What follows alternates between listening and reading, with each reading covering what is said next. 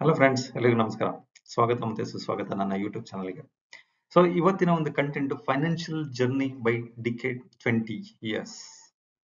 20ನ ವಯಸ್ಸಿನಲ್ಲಿ ನಿಮ್ಮ ಆರ್ಥಿಕ ಪ್ರಯಾಣ ಹೇಗಿರಬೇಕು? ಸೊ ಆರ್ಥಿಕ ಪ್ರಯಾಣ ಹೇಗಿರಬೇಕು? Either it is big salary ಒಂದೇ ಸಾರಿ ಸಿಗ್ಬೇಕಾ, ಅಥವಾ ಸ್ಮಾಲ್ ಸ್ಯಾಲರಿಲಿ ಹೋಗ್ಬೇಕಾ, ಅಥವಾ ನನ್ನ ಲೈಫ್ ಸ್ಟೈಲ್ ಹೇಗಿರಬೇಕು? ನಾನು ಸಾಲ ಮಾಡಿಕೊಂಡು ಹೆಚ್ಚೆಚ್ಚು ಸಾಲ ಮಾಡಿ ಹಣ ಕಳ್ಸಕ್ ಹೋಗ್ಬೇಕಾ, ಅಥವಾ ಹಣ ಗಳಿಸ್ಬಿಟ್ಟು ಆಮೇಲೆ ಸಾಲ ಮಾಡ್ಬೇಕಾ? ಸೊ ಈ ಒಂದೆಲ್ಲ ವಿಚಾರಗಳು ಈ ಒಂದು ತಲೆಯಲ್ಲಿ ನಿಮಗಿರುತ್ತೆ. ಸೊ ನನಗೆ ದೊಡ್ಡ ಸ್ಯಾಲರಿನೇ ಬೇಕು, ನಾನು ಬಿಸ್ನೆಸ್ ರನ್ ಮಾಡಬೇಕು, ಅದು ನನ್ನ ಫ್ಯಾಮಿಲಿ ರನ್ ಮಾಡಬೇಕು, ಅಥವಾ ನನಗೆ ಯಾವ್ದು ಸೇವಿಂಗ್ಸ್ ಬೇಡ, ಸೊ ನಾನು ಆರಾಮಾಗಿದ್ದೀನಿ. ಸೊ ಈ ಒಂದೆಲ್ಲ ಯೋಚನೆಗಳು ಸಾಮಾನ್ಯವಾಗಿ ನಿಮ್ಮ ಡಿಗ್ರಿ ಕಂಪ್ಲೀಟ್ ಆದ್ಮೇಲೆ ನಿಮಗೆ ಮನಸ್ಸಲ್ಲಿ ಇರುತ್ತೆ.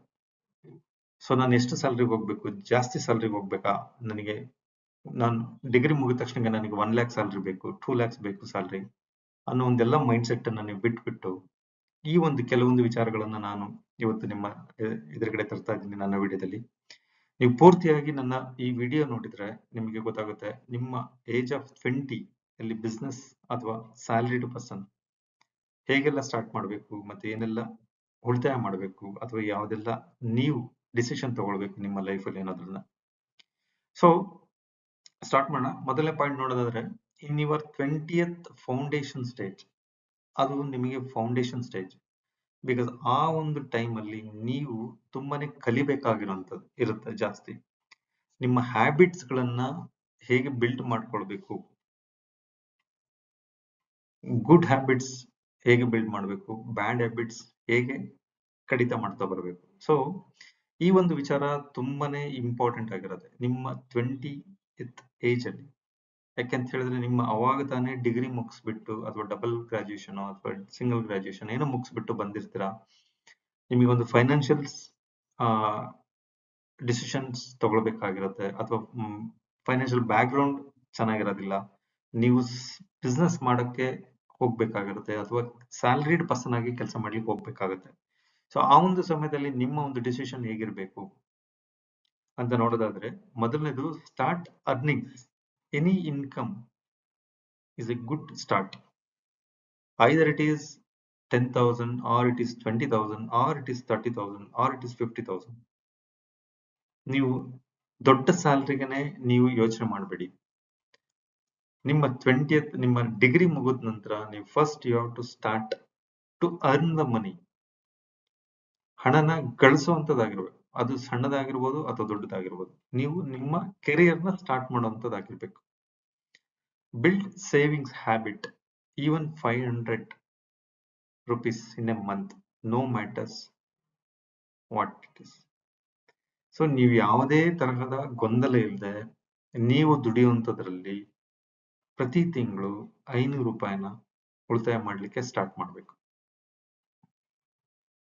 ಮಿನಿಮಮ್ 500 ರೂಪಾಯಿ, ಮ್ಯಾಕ್ಸಿಮಮ್ ನಿಮಗೆ ಎಷ್ಟು ಹಣ ನೀವು ದುಡಿತಾ ಇರ್ತೀರಾ ಅದ್ರ ಬೇಸ್ ಮೇಲೆ ನೀವು ಉಳಿತಾಯ ಮಾಡಲಿಕ್ಕೆ ಸ್ಟಾರ್ಟ್ ಮಾಡಬೇಕು.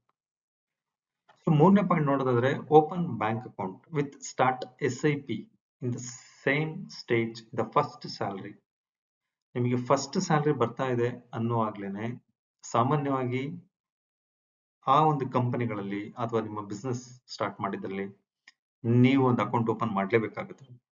ಸೊ ಇಮ್ಮಿಡಿಯೇಟ್ ನೀವು either it is SIP or PPF or any the long term investment start ಮಾಡಿ. ಯಾಕಂತ ಹೇಳಿದ್ರೆ ಈ ಒಂದು ನೀವು ನಿಮ್ಮ ಕೆರಿಯರ್ ಸ್ಟಾರ್ಟ್ ಮಾಡ್ತಾ ಇದ್ದೀರಾ, ಅವಾಗಲೇ ನಿಮ್ಮ ಉಳಿತಾಯನೂ ಸ್ಟಾರ್ಟ್ ಆಗುತ್ತೆ. ಮತ್ತೆ ಆ ಒಂದು ಲಾಂಗ್ ಟರ್ಮ್ ಇನ್ವೆಸ್ಟ್ಮೆಂಟ್ ನೀವು ಮಾಡಿದ್ದಲ್ಲ ಆದ್ರೆ ಆಫ್ಟರ್ 15 ಇಯರ್ಸ್, ಅಂದ್ರೆ ನೀವು ಒಂದು ಏಜ್ ಅಂದ್ರೆ ಮ್ಯಾರೇಜ್ ಆಗೋ ಸ್ಟೇಜ್ ಆಗಿರ್ಬೋದು, ಅಥವಾ ನಿಮ್ಮ ಮ್ಯಾರೇಜ್ ಆಗಿ ನಿಮ್ಮ ಮಕ್ಕಳು ಸ್ಟೇಜ್ಗೆ ಬರುವಂತ ಸ್ಟೇಜ್ ಅಲ್ಲಿ ಆಗಿದ್ದಾಗ ನಿಮಗೊಂದು ಬಲ್ಕ್ ಆಗಿ ಅಮೌಂಟ್ ಸಿಗುತ್ತೆ. So start savings, either it is 500 rupees or 1,000 or 10,000 or 15,000, whatever it is. So you have to start savings minimum of 500 rupees in a month, every month. Learn different between assets and liability. ಇದು very very important. ಯಾಕಂತ ಹೇಳಿದ್ರೆ ಸಾಮಾನ್ಯವಾಗಿ ನಾವು study ಮಾಡುವಾಗ ನಮಗೆ ಯಾವುದೇ ತರ asset ಮಾಡಬೇಕು ಅಂತ ಐಡಿಯಾ ಇರಲ್ಲ. ಲೈಬಿಲಿಟೀಸ್ ಜಾಸ್ತಿ ಇರುತ್ತೆ, ನಮ್ಮ ತಂದೆ ಕೊಡ್ತಾ ಇರ್ತಾರೆ ಅಥವಾ ತಾಯಿ ಕೊಡ್ತಾ ಇರ್ತಾರೆ, ನಾವು ಬರೀ ಖರ್ಚು ಮಾಡ್ತಾನೆ ಇರ್ತೀವಿ. ಸೊ ನೀವು ಅಸೆಟ್ ಮತ್ತೆ ಲೈಬಿಲಿಟಿ ಇದನ್ನ ನೀವು ಅರ್ಥ ಮಾಡ್ಕೊಳ್ಳಿಲ್ಲ ಅಂತಂದ್ರೆ ನೀವು ಬಿಸ್ನೆಸ್ ಆಗಿರ್ಬೋದು ಅಥವಾ ನೀವು ನಿಮ್ಮ ಒಂದು ಕೆರಿಯರ್ ಸ್ಟಾರ್ಟ್ ಮಾಡ್ತೋ ಎಂಪ್ಲಾಯ್ ಸ್ಟಾರ್ಟ್ ಮಾಡೋಂಥದ್ದಾಗಿರ್ಬೋದು ಆ ಸಮಯದಲ್ಲಿ ಅಸೆಟ್ ಕ್ಯಾಶ್ ಇನ್ ಹ್ಯಾಂಡ್ ಆಗಿರ್ಬೋದು ಅಥವಾ ಫಿಕ್ಸ್ಡ್ ಅಸೆಟ್ ಲ್ಯಾಂಡ್ ಆಗಿರ್ಬೋದು ಅಥವಾ ಮನೆ ತಗೊಳ್ಳೋಂಥದ್ದಾಗಿರ್ಬೋದು ಅಥವಾ ಜ್ಯುವೆಲರ್ಸ್ ಆಗಿರುವಂಥದ್ದು ಅಥವಾ ಇನ್ವೆಸ್ಟ್ಮೆಂಟ್ಸ್ ಆಗಿರುವಂಥದ್ದು. ಸೊ ಇದೆಲ್ಲನೂ ಕೂಡ ಅಸೆಟ್ಸ್ ಆಗಿರುತ್ತೆ. ಮತ್ತೆ ಲೈಬಿಲಿಟಿ, ನಿಮ್ಮ ಸಾಲಗಳು, ಲೋನ್ಸ್, EMI ಸಾಲ ಆಗಿರ್ಬೋದು ಅಥವಾ ಕಾರ್ ತಗೊಂಡು ಲೋನ್ ತಗೊಳ್ಳೋಂಥದ್ದಾಗಿರ್ಬೋದು ಅಥವಾ ಜ್ಯುವೆಲರಿ ತಗೊಳಕ್ಕೆ ಲೋನ್ ತಗೊಳ್ತಿರ್ಬೋದು ಅಥವಾ ಮನೆಗೆ ಟಿವಿ ತಗೊಳಕ್ಕೆ ಲೋನ್ ತಗೊಂಡಿರ್ಬೋದು. ಸೊ ಇದೆಲ್ಲ ಏನ್ ನಿಮಗೆ ಕೊಡ್ಬೇಕಾಗಿರುವಂತದ್ದು ಏನಿರುತ್ತೆ ಅದೆಲ್ಲ ಲೈಬಿಲಿಟೀಸ್, ಪೇಯಬಲ್ ಏನೆಲ್ಲ ಇರುತ್ತೆ ಅದು ಲೈಬಿಲಿಟೀಸ್ ಇರುತ್ತೆ. ಸೊ ಇದನ್ನ ನೀವು ಚೆನ್ನಾಗಿ ಅರ್ಥ ಮಾಡ್ಕೊಳ್ಬೇಕು ನಿಮ್ಮ ಒಂದು ಕೆರಿಯರ್ ಸ್ಟಾರ್ಟ್ ಆದಾಗ. ಸೊ ನೀವು ಅಸೆಟ್ ಜಾಸ್ತಿ ಮಾಡ್ಬೇಕಾ, ಲೈಬಿಲಿಟೀಸ್ ಜಾಸ್ತಿ ಮಾಡ್ಕೊಳ್ಬೇಕಾ?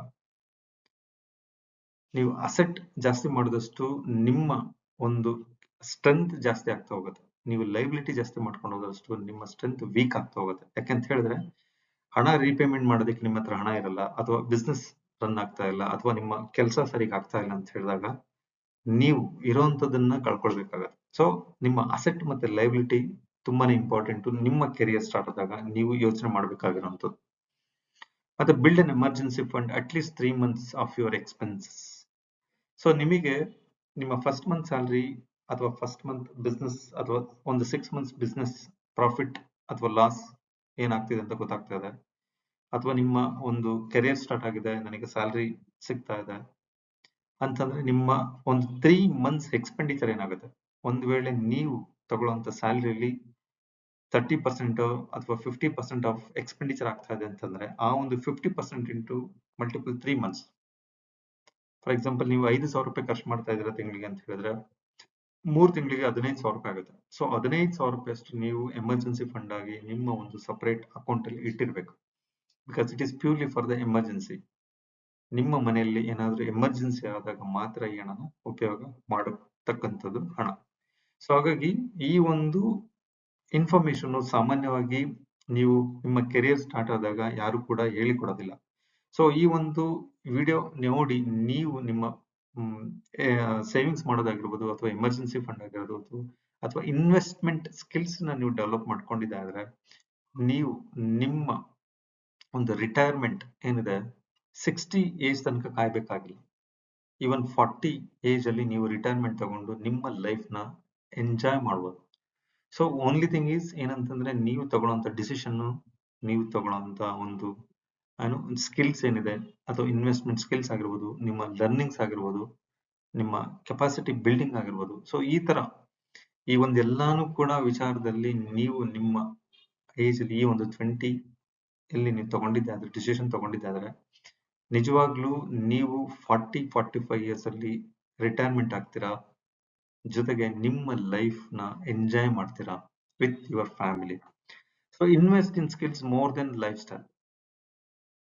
ಸೊ ನಿಮ್ಗೆ ಖರ್ಚಿಗಿಂತ ಜಾಸ್ತಿ ಇನ್ವೆಸ್ಟ್ಮೆಂಟ್ ಬಗ್ಗೆ ಜಾಸ್ತಿ ಕಾಳಜಿ ವಹಿಸಿ. ನೀವು ಹೆಚ್ಚೆಚ್ಚು ಇನ್ವೆಸ್ಟ್ ಎಲ್ಲಿ ಮಾಡ್ತೀರಾ, ನೀವು ಅಷ್ಟಷ್ಟು ಹಣ ಹೆಚ್ಚೆಚ್ಚು ಹಣ ಗಳಿಸ್ತೀರಾ. Take term insurance once your income start. So ಇದು ವೆರಿ ಇಂಪಾರ್ಟೆಂಟ್. ಯಾಕೆಂತ ಹೇಳಿದ್ರೆ ಟರ್ಮ್ ಇನ್ಶೂರೆನ್ಸ್ ನಿಮ್ಮ ಲೈಫ್ ಅಲ್ಲಿ very important. Because dependent peoples ಜಾಸ್ತಿ ಇದ್ದಾಗ ನೀವು ಟರ್ಮ್ ಇನ್ಶೂರೆನ್ಸ್ ತಗೊಂಡ್ರೆ ನೀವು ಇನ್ ಯುವರ್ ಅಬ್ಸೆನ್ಸ್, ನಿಮ್ಮ ಅಬ್ಸೆನ್ಸ್ ಅಲ್ಲಿ ನಿಮ್ಗೆ ಯಾರೆಲ್ಲ ಡಿಪೆಂಡೆಂಟ್ ಆಗಿರ್ತಾರೆ ಅವರಿಗೆ ಲೈಫ್ ಲೀಡ್ ಮಾಡ್ಲಿಕ್ಕೆ ಒಂದು ಅವಕಾಶ ನೀವು ಕೊಟ್ಟಂಗಾಗತ್ತೆ. ಒಂದ್ ವೇಳೆ ನೀವು ಟರ್ಮ್ ಇನ್ಶೂರೆನ್ಸ್ 1 year ಅಥವಾ 2 year ಟರ್ಮ್ ಇನ್ಶೂರೆನ್ಸ್ ತಗೊಂಡು ನೀವು ಟರ್ಮ್ ಇನ್ಶೂರೆನ್ಸ್ ನಿಮ್ಮ ಒಂದು ಡಿಪೆಂಡೆನ್ಸಿಗೆ ಅವರಿಗೆ ಸಹಾಯ ಆಗುತ್ತೆ, ಸಹಕಾರ ಆಗುತ್ತೆ. ಅವರು ಕೂಡ 1 year ವಿತೌಟ್ ಅಂದ್ರೆ ನಿಮ್ಮ ಒಂದು ಪ್ರೆಸೆನ್ಸ್ ಇಲ್ಲದೆ ಇರೋ ಟೈಮಲ್ಲಿ ಅವರು ನಿಮ್ಮ ನೆನಪಿನಲ್ಲಿ ಅವರು ಜೀವನ ಕಳೀಲಿಕ್ಕೆ ಒಂದು ಅವಕಾಶ ಸಿಗುತ್ತೆ. ಸೊ ಹಾಗಾಗಿ ಟರ್ಮ್ ಇನ್ಶೂರೆನ್ಸ್ ಕೂಡ ತುಂಬಾನೇ important. Avoid credit card debt trap. So ಸಾಮಾನ್ಯವಾಗಿ ಈ ಒಂದು 20 ಏಜಸ್ ಅಲ್ಲಿ 20 ಇರುವಾಗ ಏಜ್ ಅಲ್ಲಿ ನನಗೆ ಬೈಕ್ ಬೇಕು, ಕಾರ್ ಬೇಕು, ನಾನು ಎಂಜಾಯ್ ಮಾಡಬೇಕು, ಶೋ ಮಾಡಬೇಕು, ಒಂದ್ 10 ಜೊತೆ ಶೂ ಇರ್ಬೇಕು, ಒಂದ್ 5 ಜೊತೆ ಕೋಟ್ ಇರ್ಬೇಕು, ಡ್ರೆಸ್ ಇರ್ಬೇಕು, ಅದು ಇದು ಸಾಮಾನ್ಯವಾಗಿ ಆಸೆ ಆಕಾಂಕ್ಷೆಗಳಿರುತ್ತೆ. ಸೊ ಇರಲ್ಲ ಅಂತ ಇರಲ್ಲ. ಸೊ ಆ ಒಂದು ಲಿಮಿಟ್ ಆಗಿರ್ಬೇಕು. ಸೊ ನನ್ನ ಹತ್ರ ಕ್ರೆಡಿಟ್ ಕಾರ್ಡ್ ಇದೆ ಅಂತೇಳಿ ಪ್ರತಿಯೊಂದಕ್ಕೂ ಸ್ವೈಪ್ ಮಾಡಿ ಸಾಲ ತಗೊಂಡು ಸಾಲ ಮಾಡ್ಕೊಂಡು ನೀವು ಶೋಕಿ ಮಾಡೋದು ಹೋದ್ರೆ ಡೆಫಿನೆಟ್ ಆಗಿ ನೀವು ಲೈಬಿಲಿಟಿಯಲ್ಲಿ ಮುಳುಗೋಗ್ತೀರಾ. ಸೊ ಆ ಹಣನ ತೀರಿಸಲಿಕ್ಕೆ ಮತ್ತೆ ಸಾಲ ಮಾಡ್ತೀರಾ, ಮತ್ತೆ ಲೋನ್ ರಿಪೇಮೆಂಟ್ಗೆ ಪೆನಾಲ್ಟಿ ಕಟ್ಟಬೇಕಾಗುತ್ತೆ. ಸೊ ಈ ಒಂದೆಲ್ಲ ವಿಚಾರಗಳು ನಿಮ್ಮಲ್ಲಿ ಗಮನಕ್ಕೆ ಬರುತ್ತೆ, ಅಥವಾ ನಿಮಗೆ ಆ ಒಂದು ಸ್ಟೇಜ್ ಮುಗ್ದೋಗಿರುತ್ತೆ, ಬಿಕಾಸ್ ಅಷ್ಟು ಲೋನ್ ಆಗಿರುತ್ತೆ. ಸೊ ಶೋ ಆಫ್ ಮಾಡೋದು ಬಿಟ್ಟು ಇನ್ವೆಸ್ಟ್ಮೆಂಟ್ ಮಾಡೋದ್ರ ಬಗ್ಗೆ ಗಮನ ಕೊಡಿ. ಇವತ್ತು 500 rupees ಆಗಲಿ per month, you have to start invest. Big salary wait ಮಾಡಬೇಡಿ, ಇರುವಂತ ಸ್ಯಾಲರಿಲೇನೆ ಉಳಿತಾಯ ಮಾಡ್ಲಿಕ್ಕೆ ಸ್ಟಾರ್ಟ್ ಮಾಡಿ. ಎಮರ್ಜೆನ್ಸಿ ಫಂಡ್ ಸ್ಟಾರ್ಟ್ ಮಾಡಿ. Avoid show off like bike EMI ಅಥವಾ ಬೇರೆ ಆಸೆ ಆಕಾಂಕ್ಷೆಗಳಿಗೆ ಅನವಶ್ಯಕವಾಗಿ ನೀವು ದುಡ್ಡು ಖರ್ಚು ಮಾಡೋದನ್ನ ಸ್ಟಾಪ್ ಮಾಡಿ. ಇನ್ವೆಸ್ಟ್ಮೆಂಟ್ ಮಾಡೋದ್ರ ಬಗ್ಗೆ ಹೆಚ್ಚು ಗಮನ ಕೊಡಿ. ಸೊ ಈ ಒಂದು ಸ್ಟೇಜ್ಗಳ, ಈ ಒಂದು ಸಾಮಾನ್ಯವಾಗಿ ಈ ಒಂದು 20 ಏಜ್, 20ನ ವಯಸ್ಸಿನಲ್ಲಿ ಇದೆಲ್ಲ ಸಾಮಾನ್ಯವಾಗಿ ಬರುವಂಥದ್ದು.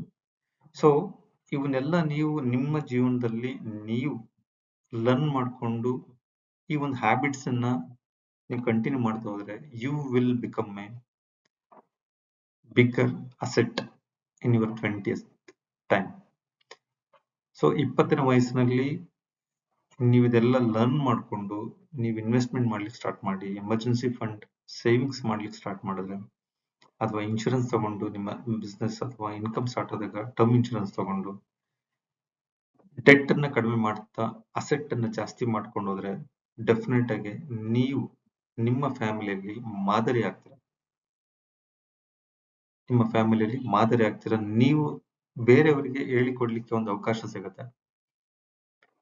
ಸೊ ನೀವು ಇದನ್ನೆಲ್ಲ ನಿಮ್ಮ ಜೀವನದಲ್ಲಿ ನೀವು ಅಳವಡಿಸ್ಕೊಂತೀರಾ.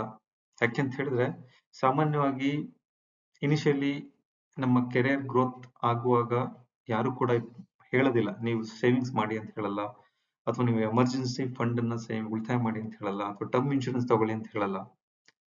ಸೊ ಇದು ನನ್ನ ಒಂದು ಅನುಭವದಲ್ಲಿ ನಮಗೆ ಈ ಒಂದು ವಿಚಾರ ಗೊತ್ತಾಗ್ಬೇಕು ಅಂತ ಹೇಳಿದ್ರೆ ನಾವು ಮೋರ್ ದೆನ್ 40 ಕ್ರಾಸ್ ಆಗಿದ್ವಿ.